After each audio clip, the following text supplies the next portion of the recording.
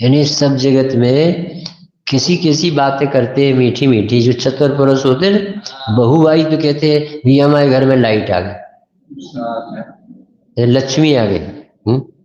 हाँ, तो लाइट आ गई तो कनेक्शन कटवा लो, काय को बिल आए।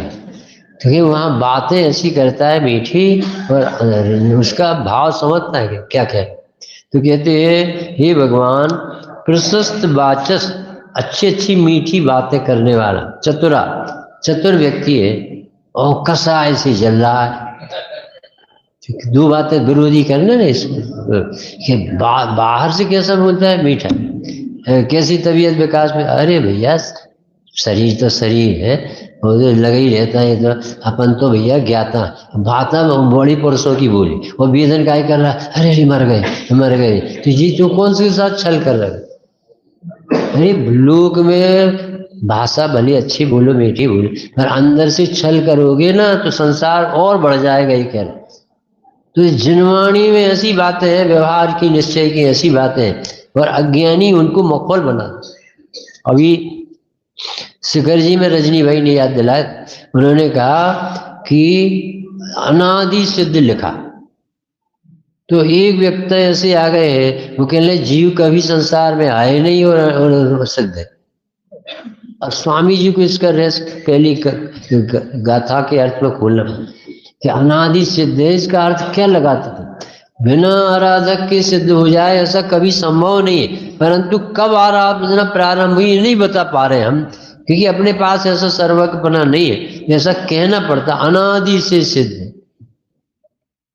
ऐसी देव, अब देव तो सर्वज्ञ देव को देव कहते। अब तुम किसको देव मानते।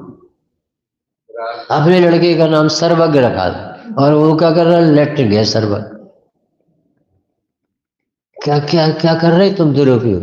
मतलब तुम्हें बहुत विवेक लगाना पड़ेगा कि हम किस समय हमने दुकान का नाम लिखवाया था जिनेंद्र गारमेंट, और बाद में रसीद छपने के बाद हमें इतना दुख हुआ कि दुकान का नाम जिनेंद्र गारमेंट से वो जिनेंद्र लिखा रहेगा। तो अभी रसीद अभी फेंक देगा वो।